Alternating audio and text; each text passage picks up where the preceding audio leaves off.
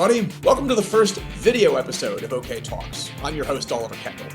For those who don't already know me, I am a lifelong political nerd with a background in international relations and security policy who's worked in the US domestic political space, and also had the good fortune to have gotten to experience life in a number of different countries outside of my own, all of which I think puts me in a good position to be able to sort of bridge the gap. That is to say, both interpret what's going on in American politics for my international audience and shed some light for my friends back home on some events of note going on in the rest of the world. So in the last episode of OK Talks, where I try to do that, I took a swing at the various cranks mounting third-party presidential bids in 2024, which is to say, whether they acknowledge it or not, effectively working for the Trump campaign. In that episode, I gave a sort of overview of the way the US chooses its head of government compared to the systems in other modern democracies. I took a look at several recent examples of how minor party presidential candidates playing the role of spoiler effectively gave the presidency to the last two Republicans to occupy the Oval Office, and I started looking at how a third party could hypothetically actually build power in the US in a way that was responsible, sustainable, and actually viable. Now, the funny thing is, right after releasing that episode, I remembered I know a guy who would be fascinating to hear from on this. Somebody, I think probably that I should have talked to before even putting out that previous episode. Someone whose master's thesis focused on this specific topic and who has done work for the Forward Party, which I name-checked in that previous episode as an example of a third party that, aren't basically a bunch of jackasses tilting at windmills in a pointless presidential bid. That someone is Spencer Morin Reynolds. He is a registered independent and democracy innovator who studied third parties and reformers in the U.S. political system at Georgetown, and is also a veteran of the Forward Party, as I mentioned, along with the political reform organization Rank the Vote, where he is now. So building what I put out in that previous episode, building on that, Spencer and I took a deeper dive on the matter of why no actual viable new party has emerged in the US at all since the Republicans burst onto the scene in the 1860s, back when they were the good guys. Also, what sort of reforms to the American political system would be necessary in order to make it actually viable, that there could be additional parties in the US besides just the blue team and the red team, and what that might actually look like in terms of actual governing.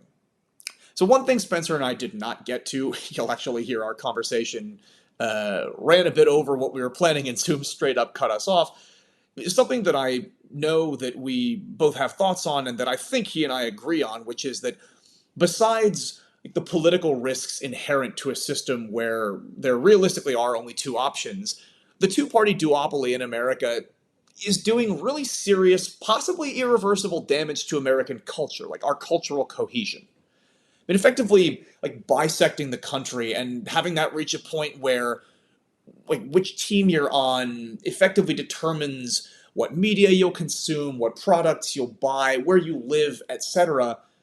I mean, there's a reason that one of the hottest new movies this year was about a civil war in the United States. I mean, we are at each other's throats in a way that we haven't been in more than a century, and it is critical that we turn down the temperature. Something, by the way, that is totally possible for someone to realize while also being a hardcore member of one of the two major political parties in the US. I, for example, am very much aligned with the mainstream of the Democratic Party and also recognize that the system that we're operating in directly incentivizes behavior that is very destructive to America's democracy and cultural cohesion. I personally think that we're seeing a lot more bad behavior from the Republicans than the Democrats, but you see my point. Democrats and Republicans who are loyal to the idea of America, the concept of representative democracy more broadly, can both recognize that there are some serious flaws in the system we're running right now, which further inflame tensions and divide the country, and we should all want to turn the temperature down. And a lot of the reforms that could help do that would also have the effect of potentially creating some more viable options than just the blue team or the red team. Now, before I bring you my conversation with Spencer, two quick disclaimers. First, for my audience members who vote in the US, none of the things that I just said will in any way be helped by voting for anyone other than Joe Biden this year. You may see 6 names on the ballot this fall. Make no mistake, there are only 2 that are real. And voting for anyone other than Joe Biden is a vote for Donald Trump. And believe you me, the only electoral reforms Donald Trump is interested in are the ones that prevent anyone who doesn't like him from voting. Secondly, especially if you're not already familiar, fairly familiar at least, with the US electoral system, I really do recommend that you go and listen to that last episode of OK Talks before listening to the conversation you're about to hear. Finally, if you haven't done so already, please do be sure to follow the channel so you don't miss the next episode. And also, if you'd be so kind as to throw me a like or leave a comment, or most importantly, share this with anybody you think might be interested in it, I would very much appreciate it. So, with all that out of the way, here's my conversation with Spencer Morin Reynolds. Spencer, thanks so much for coming on OK Talks. Hey, Oliver, no problem. Thanks for having me. My pleasure. So, you can assume that I will have introduced you in some way outside of this, but Sure. for the folks who are listening, can you tell us a little bit, first of all, about who you are, and then how you got interested in the topic of third parties and that sort of thing within the context of American politics? Yeah, of course. Yeah. Well, my name is Spencer Morin Reynolds, and I'm a true Mainer at heart, born and raised. And sometime in the middle of my 20s, I decided that working in marketing was not for me, and I wanted to do something a little more effective, virtuous with my time. And so I decided that politics was going to be the way to do that for some reason. Um, but went to grad school at Georgetown, came out of it realizing that for me, the two parties that exist today, the two legacy parties, are not the solution to a lot of the problems that I see in the country. And so I started working for third-party movements, independence, reform movements, democracy, innovation, you name it. I've been around the block a little bit in the last 5 or 6 years. So, those who heard the previous episode of OK Talks will know that I basically spent most of it taking a swing at most of the third party attempts at the presidential level that have happened over the last little while, and also the moron. Sure. Forgive me if you're a fan of any of them. I think, having talked about this with you, I think you're not any of the ones who are running this year. No. Um, yeah. I'm still sad that I released the previous episode the day before the RFK Jr. brainworm story came out. Uh, No kidding. That uh, was for anyone who's listening who isn't aware of that, Google RFK Jr. brainworm. It's so on brand. yeah, he's got a dead worm living inside his head.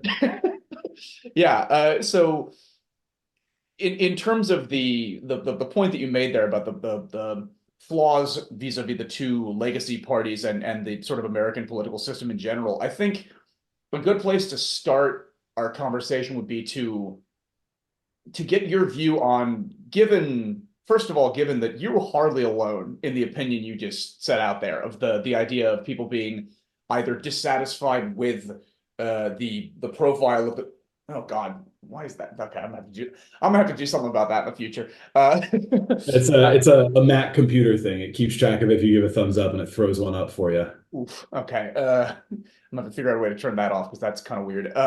Sorry to anybody who's just listening to this and not seeing the video. In any case, my God. Okay.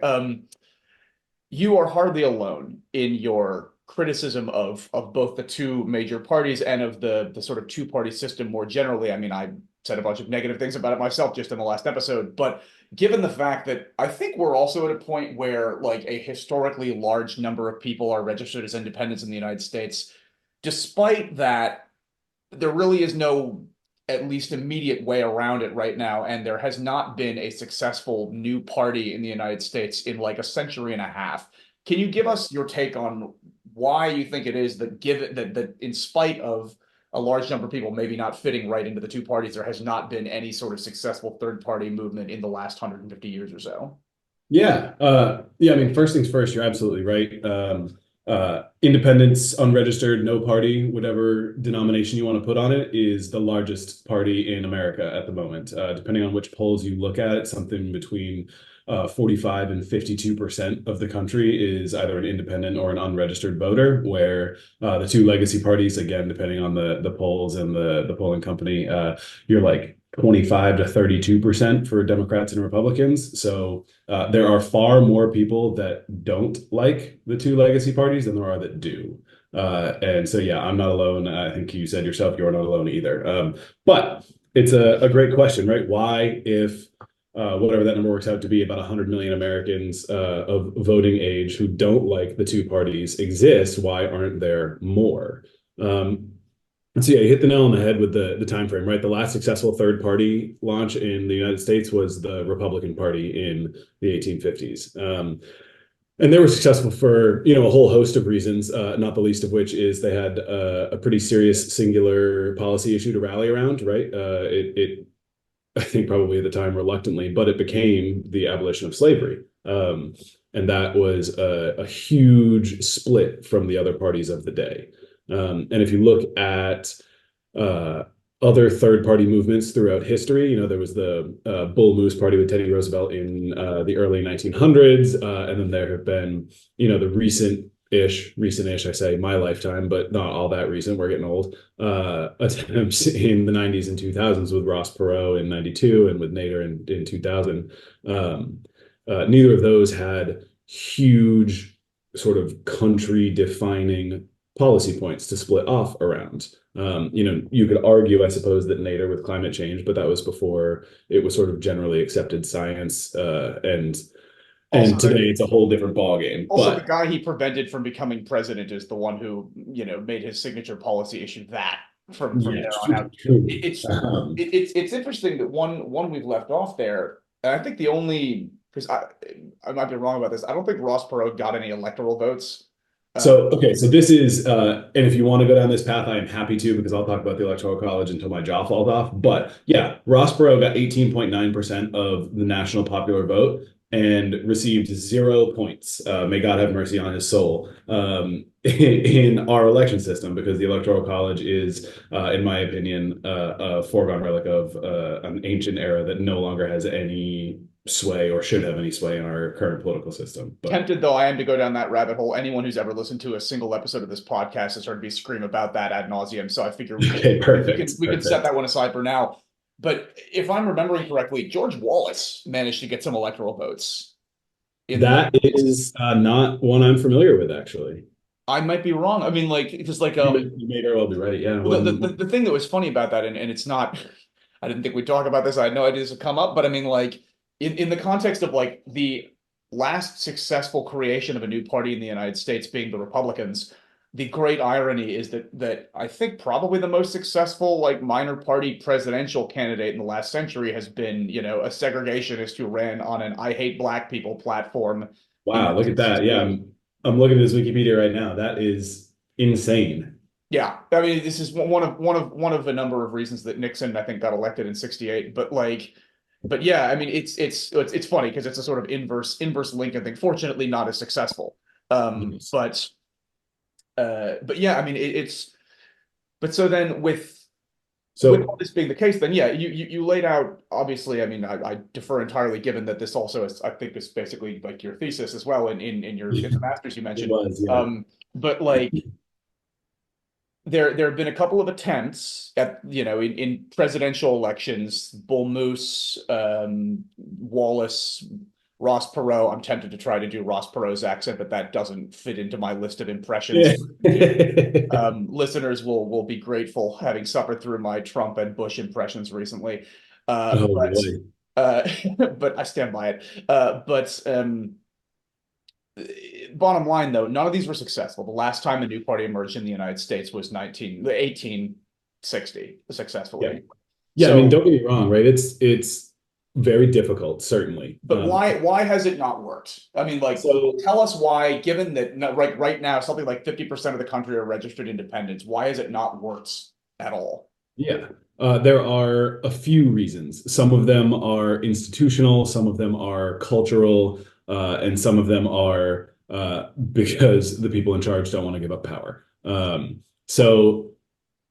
Like we started this conversation with, right? The Republicans had one big unifying policy position to rally around. And we haven't, like we said, seen that in anywhere near as large a presence in repeated attempts since then. The other tough part there is, you know, discontent with the way things are is not a positive building feeling. It's a negative destroying feeling, right? Yeah, So it's hard to motivate just on discontent. You need some sort of way to unite and combine. can't replace something with nothing. Yeah. Exactly.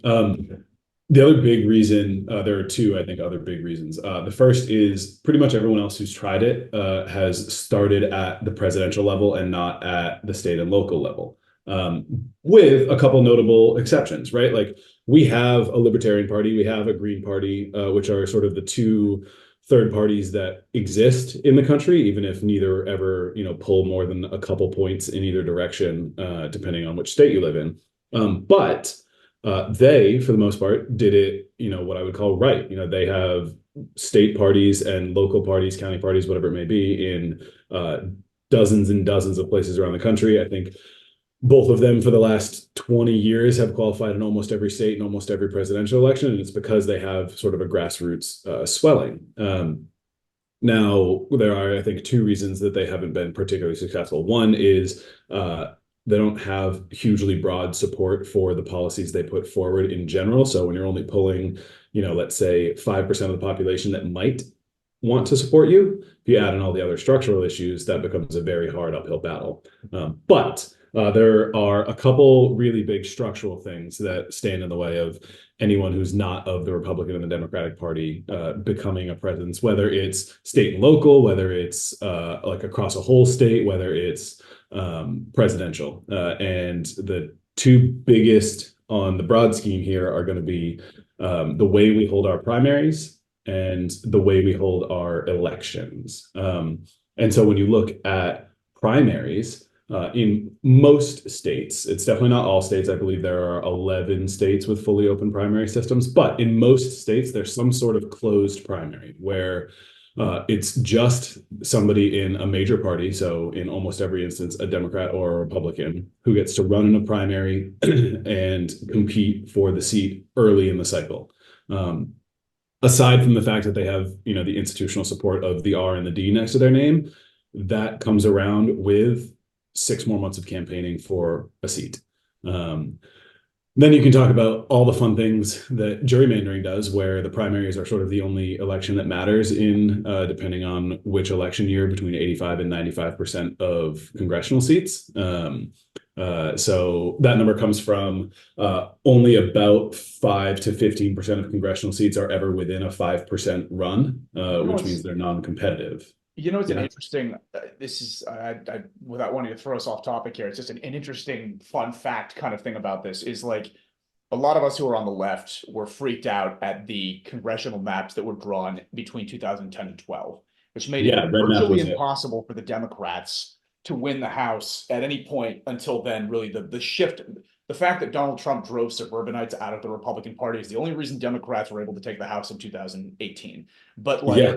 but the thing that's funny is that the comparison between the congressional map of the 2010s versus the one that was drawn between 2020 and 2022, the New York Times described the new congressional map when compared to the one that the Republicans drew with Rep Map starting after 2010, the one now that's in place as being less like partisanly unfair at a national level, like not as skewed toward Republicans, but on the other hand, way more skewed to incumbents, to the point where, reinforcing the point you were making, there are like 30 competitive House races out of Yeah. 435 in at least probably the next couple of election cycles, which is insane if you think about it.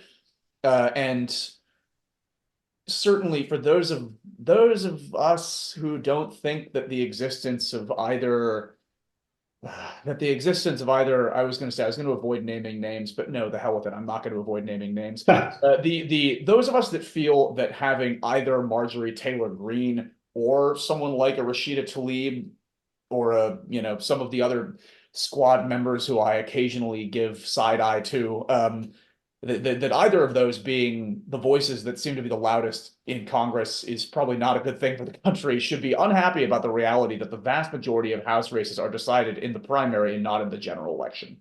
Yeah, yeah. It like removing my own personal bias from the conversation for a moment. Project Red Map was an exceptionally successful That's brilliant. gerrymandering project. It was the first time that computer-aided geographic programs were used to help draw districts, and you can see the effects for yourself. It's like no surprise to anybody, right? The Republican Party is the smaller of the two major parties in the country, and it has been for decades, and yet it is always a competitive for the majority and sometimes in the majority party in Congress, even though the voters by volume don't fit that way. And then what you were saying about primaries is dead on, right? Depending on the state and the place, only about 8 to 12% of voters vote in most primaries. Some places get up to 20 or 30%, but the people who do are the ones who are the most serious partisans and the most extreme in either direction. And so Activists. when somebody's running in a deep red or a deep blue district and there's 4 Republicans or 4 Democrats on the ballot, whichever one is able to run furthest to the outside to win those extreme votes wins the primary. And then as long as they keep those 8 to 12% of people happy, they're going to keep winning that primary. And the general is a guarantee because they're in a 70% either red or blue district, and there's no chance they're going to get their seat flipped. This, just to put this in real terms, I don't know if this is actually real terms, but splashy terms for people listening or watching. This is how you arrive at a situation where you have Congressman Joe Wilson interrupt President Obama in a speech by shouting, "You lie!" about a healthcare thing, and then have him get a bunch of fundraising the night after Because of that. and thus incentivize more behavior like that, to the point where the State of the Union is at this point effectively a fucking call and response between the president and the most lunatic, I mentioned In the opposition. one Republican a minute ago, you can fill in the rest. Where bad behavior is straight up incentivized by the system that we have at the moment, given the reality that most people's real election is the primary election and only the craziest activists actually show up at that point. In terms of the next question I was going to ask is, because we've talked for a little bit about why third-party movements have really not been successful for the last 150 years in the United States. My next question was going to be how a hypothetical third party could actually be successful in a way that didn't involve just being a spoiler at the presidential level. But I think before even saying that, I might be wrong to think of it this way, but as we've been having this conversation, and typical me not having the thought before the conversation, like I think of 3 sort of levels of potential change when it comes to this sort of thing. There are the kinds of changes that can be made to make the system more amenable to multiple parties without any sort of structural changes. Without any sort of structural changes at all. And then there are the kind of changes that would require some sort of structural change, but not necessarily at the constitutional level, which is a way higher bar. And then, I suppose you and I could probably spend 15 minutes, several days fantasizing about changes to the Constitution to make the United States a more effective democracy. But Sure. As we think about the sort of the problem, I guess, certainly from your perspective, a problem, I, as a partisan Democrat, still view it as a massive problem. I don't think it makes me any less of a Democrat to say that. The problem presented by the reality that the American system does not accommodate anything other than the 2 major blocks that exist now. And so, I spent the last episode, most of the last episode of the show being like, hey, crazy people running for president, do not do it. The stakes are too high. There are only 2 viable candidates. Sit down and shut up, please. And then I spent the last little bit of the episode being like, well, I'm not opposed to third parties hypothetically. Here are, some of the ways in which maybe this could work out. So that's sort of where I'd like to go now. So we've talked about why it hasn't been successful up until this point. And anybody who wants specific examples of presidential level spoiler stuff, go listen to the last episode. But how hypothetically could an additional party be created in the United States in a way that would actually be, a responsible power building exercise that could make it viable in a way other than just being a ridiculous windmill tilting presidential campaign? Sure. Yeah, I mean, you're not wrong about the stakes being very high right now, which is tough for somebody who's, firmly entrenched in the third party and independent world where, I would love and absolutely want a responsible third party to be extant, but not at the possible cost of putting Donald Trump back in the Oval Office, right? It's it's a crazy time. Cornell, if you're listening. Yeah. It's a crazy time when you wish for like a Bush Gore rematch instead of what we've got today. But To answer your question, yeah, there are. I liked the three things that you put forward: the sort of cultural changes, the institutional changes, and the constitutional changes. Let's call them. The cultural changes are difficult to put forward because you're just asking people to act differently with no incentive, other than. Let me reframe that a little bit. Sorry, like within the system that exists right now, what could be done if let's okay, you want to create a third party. This is where I think Mhm. your background with Forward would be interesting because that I name drop Forward in the last episode. It's like, look, here's a responsible alternative to Jill Stein. Not that Sure. ideologically they're aligned at all, but like here's how you do a third party without being a ridiculous spoiler at the national level. Like within the system as it stands right now, let's assume that no states in the next 20 years adopt the sort of ranked choice voting that we would like to see happen. Let's assume that the National Popular Vote Compact does not come into force in the next 20 years. Let's assume nothing changes. Is there any way to build a third party movement within the confines of that? And if so, how? Uh, Speaking frankly, I don't think so.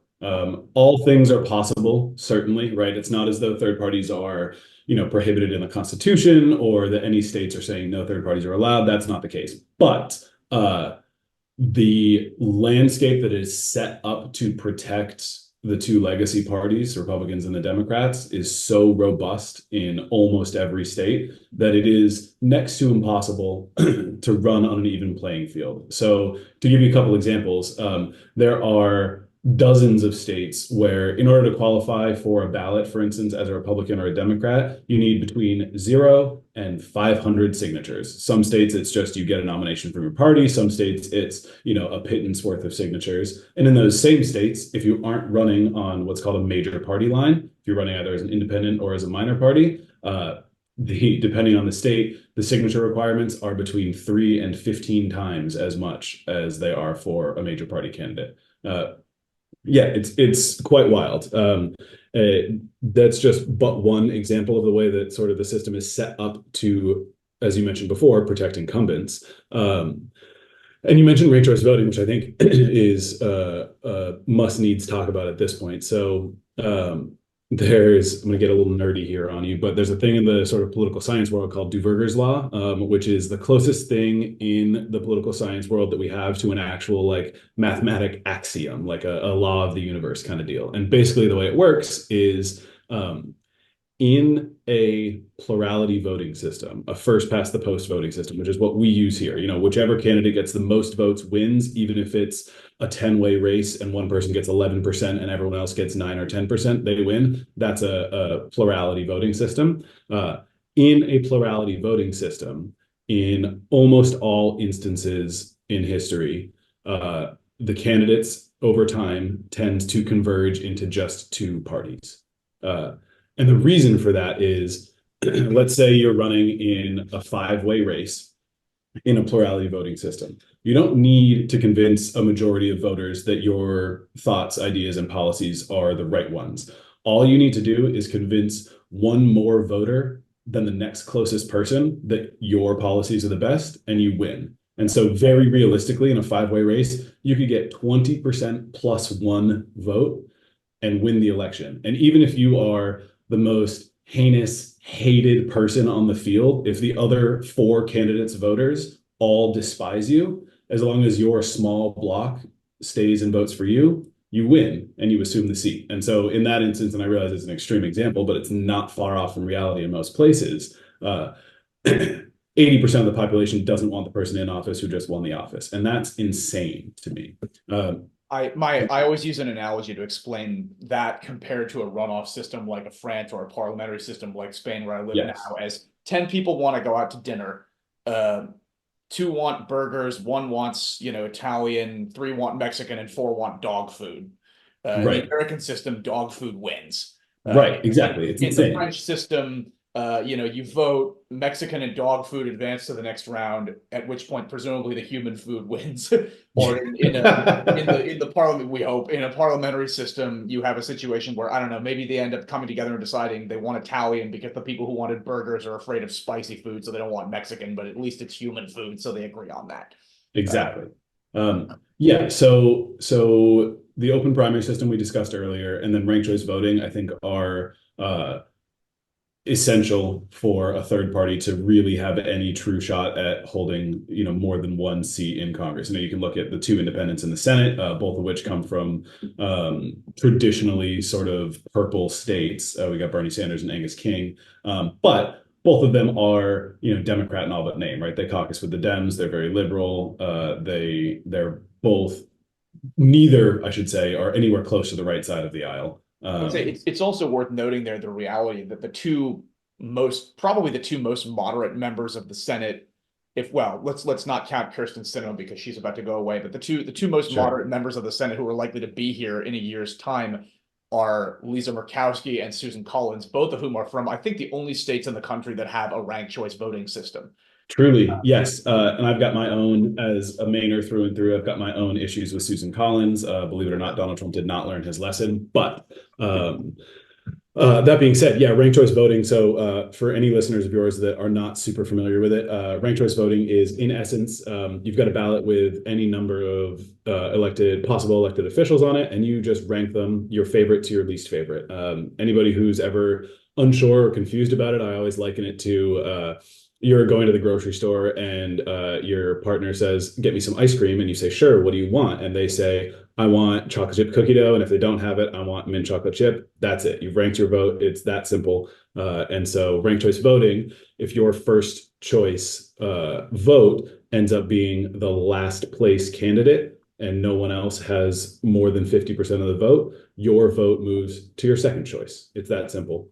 And so it is the simplest way to ensure that a majority supports the person who wins. So in your food example, everyone gets to vote for their favorite food, but if 7 out of 10 people all like Italian second best, we would never be having dog food, we'd be having Italian. Yeah. So I think those two are needed structural changes, and it's an interesting thing that you bring up, the difference between structural changes and constitutional changes, because the Constitution leaves adjudication of voting systems and elections up to each state.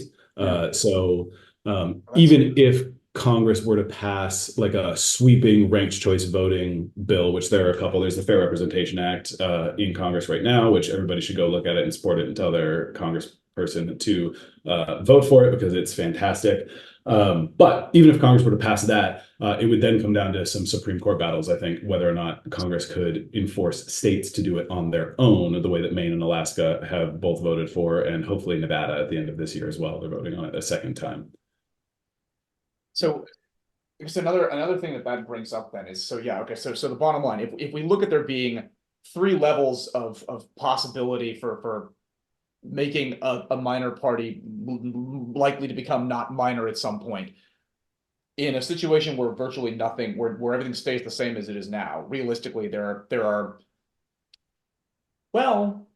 maybe there are 5 states off the top of my head where somebody could get elected statewide that wasn't from a major party. So we have Alaska and Maine. And then my inclination is to also add the runoff states like Georgia, California, and I guess California has the jungle primary thing. They do, but yeah. But Georgia with the runoff thing seems at least semi-viable. I think Louisiana has that as well. Yeah, I think those are plausible. The other the other thing to consider there is the voting populations and who they're aimed towards. So for instance, I would add Vermont to that list because the Vermont Progressive Party, for instance, is a pretty big force in Vermont. They place a few people in the Vermont state legislature every year. They place plenty of people in mayorships and things like that. That is large and growing in the state of Vermont. So I think that kind of thing is plausible as well. But I think now is a good time to bring up sort of the second phase that you asked in your last question about what it looks like if a third party actually gets into office and gets, because so far we've just talked about elections. We've just talked about winning an election and what it takes to win an election. Before we move on to that, I will just say, if we have the status quo where nothing changes, if we imagine a set of changes that those of us who might like it to be a little bit more viable, that we not have only the Democrats and Republicans, what changes would we like to see short of a constitutional amendment? Because anybody who knows anything about the US knows that it's virtually impossible to get a constitutional amendment at this point. So we've talked about ranked choice voting. So we should be Yeah, pushing states to adopt that. Are there any other obvious things that would be? yeah. Top three, real easy. It's ranked choice voting, it's open primaries, and it's ending gerrymandering. Those three things in conjunction give us actual free and fair elections. And there are a couple either bills in Congress or proposals around in multiple states that do this. So, for instance, my if I had to pick one single reform that's by far my favorite reform, it's Final Five voting, Final Four or Final Five. It's in several states. California does a Final Two, for instance, but like Alaska has a Final Four. And the way that works is you have your general election. It's an open primary, or sorry, you have your primary election. It's an open primary election. Anybody can run regardless of party, regardless of incumbent status or anything like that. Let's say you got 20 people in the field. I don't care. It doesn't matter. They all run in a giant election, and that one is pure show of support. Whoever gets the most votes from their base. And then you take either the final four or the final five, however many it is, and those people all run in a single ranked choice voting general election in the fall. That way, parties don't play into it. It's purely based on the support of the voters, and it eliminates a lot of the issues that partisan primaries put forward. So that combines the ranked choice voting and the open primaries, nice and easy. And then gerrymandering is one of the greatest evils I think that's ever befallen our political system. Elected officials should not get to pick their voters. Voters should get to pick their elected officials, right? It is insane and backwards that we allow partisan legislatures or groups to decide who gets to vote for them in the next election. So changing those three things would give us a far more free and fair system just to kick things off. So then if I can ask before we get to that final point we should touch on, since you worked with the Forward Party before, and since I name checked Forward in the last episode as like, hey guys, if you want to see a third party not act like jackasses, it's these people. What is Forward's sort of theory of the case in terms of, I mean, I know their main platform is pushing democracy reform things, some along the lines of the ones you've mentioned. What is their rationale? Yeah, sure. And I need to start by saying I am not a representative of the Forward Party. I don't speak for them or anything like that. But in my experience with Forward in the past, they look at these same issues that you and I have been talking about, near half the country or more than half the country that are registered independents and don't like the two political parties, who don't have a political home, they don't have a place to exist in the American political strata. And they're trying to find a way to give those people a voice, because right now the options are you vote red or you vote blue, or your vote is wasted. And the red and the blue, you don't get a lot of say as to what style red or what style blue you get to pick. So Forward Party, the big thing that they're doing is, you mentioned reform, and I think that is just a necessary part of any third party movement. They have to support those reform things. But the big thing that Forward Party is doing is they are not creating a policy prescriptive national party. And by that, I mean, for them, almost in most all circumstances, policies are going to be different based on the place, the state, the town, the city. It doesn't make sense for one national body to decide policies for 340 million Americans with no discernment between location or circumstance. So That's the what sort of third thing that parties would do. allow them to endorse Evan McMullin in one election and then, Richie Torres probably, or some other Democrat in another one. Yeah, exactly. So what Forward has been looking for, according to their website, is they're looking for, principled candidates who are defending the rule of law and democracy. And then past that, it's between the candidate and their voters as to what policy positions and places make the most sense for that seat, for that jurisdiction. I think it's a pretty cool way to do it, and I think it's a necessary shift from the sort of two giant, I was going to say monopolies, but duopolies that we have today. So then let's imagine a scenario where 30 years in the future, somehow you and the Forward Party and various others of us who think that that there are some flaws in the way that we choose our leaders at the moment, manage to get every single state, with just about every state, to pass an Alaska or Maine style ranked choice voting thing, or a Georgia style runoff system. The national popular, well, okay, I guess we can say the national popular vote compact has gotten enough states that we're at 270 and that's in place. Yep. Yeah, I Let's think they need imagine seven that more. about a certain number of states, including my home state of Michigan, go blue, have passed reforms on gerrymandering, Yep. which unfortunately does look like the blue team unilaterally disarming again because the Republican states aren't doing that. But I'll save that. Why do we always bring a covered dish to a gunfight conversation for another day?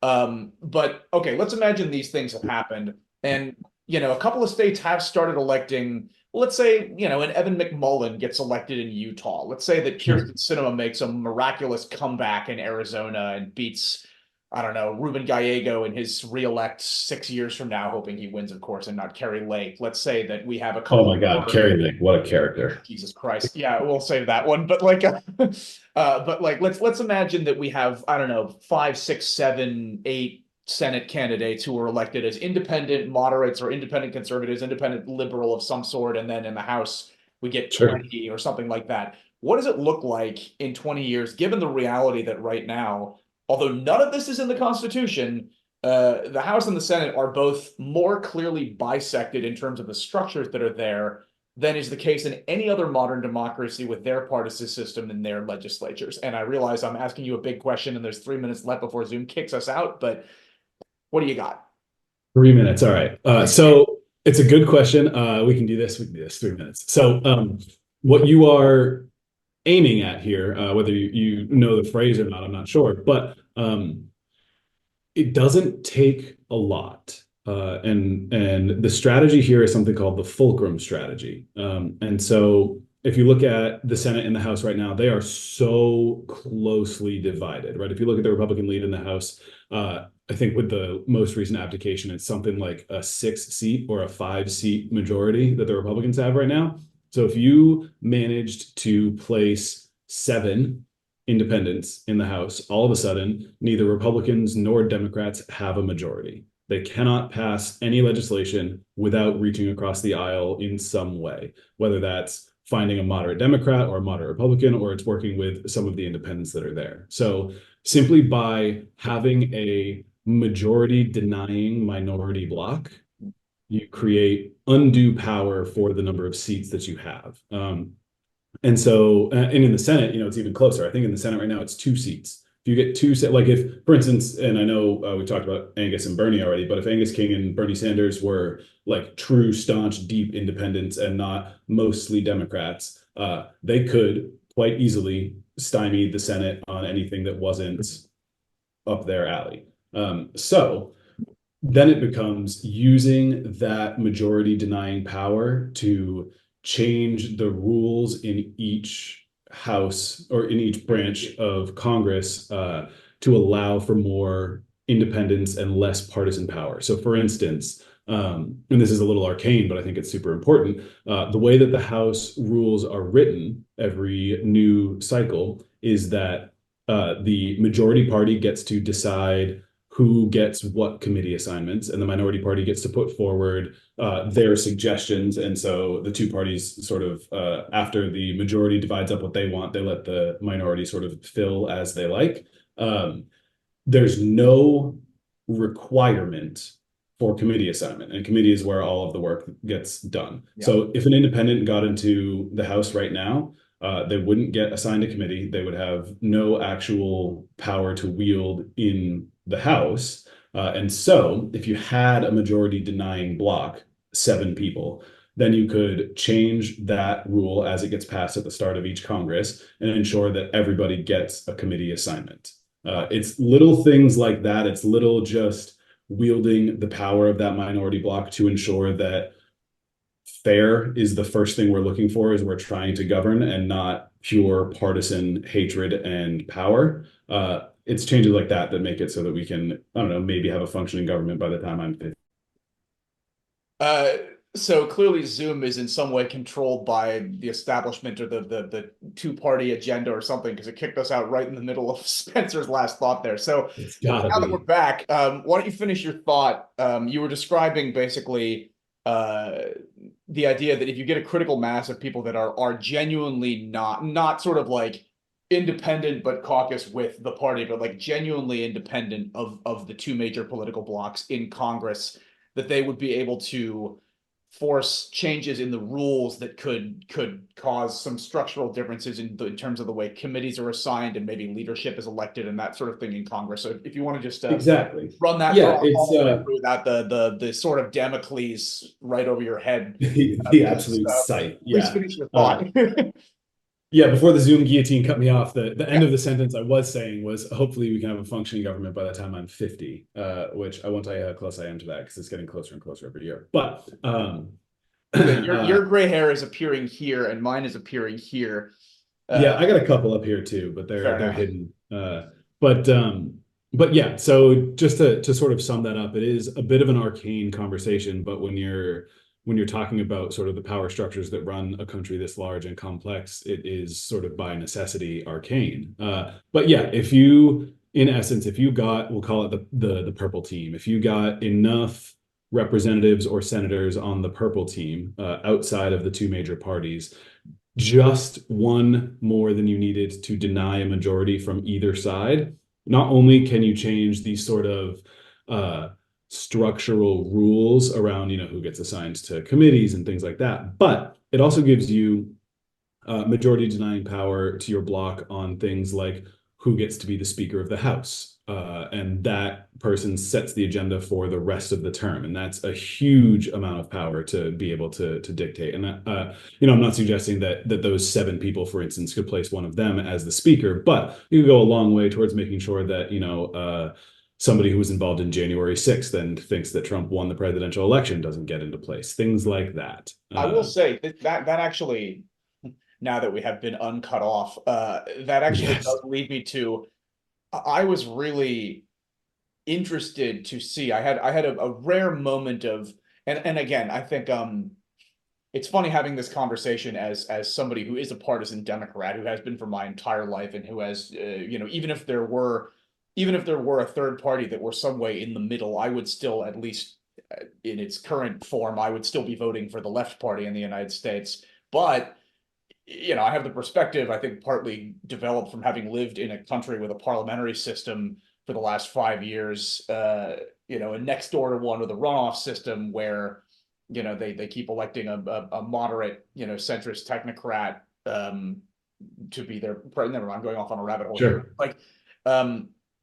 I recognize the wisdom of a situation wherein, even if I am a Democrat, I do not like that I have a system where basically I am the victim to the possibility of, if one of the other parties goes nuts, we're screwed, because that is what has happened in the United States, where we do not have a reasonable opposition in the form of the Republican Party. And the reality is that the way things go in the United States, they are going to win sometime. So we Democrats who don't want lunatics to take power in the United States simply by winning the primary process in the other party would benefit from there being actual viable additional options, even although, as we've discussed, the system as it stands right now without certain reforms just simply does not accommodate them. Again, Jill, Cornell, go home. But pulling myself out of the rabbit hole that I just went down, about a little over a year ago, when we were watching poor Kevin McCarthy get fall on his face over and over and over again trying to get the speakership, when more people were voting for Hakeem Jeffries to be the speaker than were voting for Kevin McCarthy, and he just wasn't able to get to a critical mass until like 15 votes in and a million embarrassing promises given, which then resulted in him, yes, getting thrown out on his ass later on.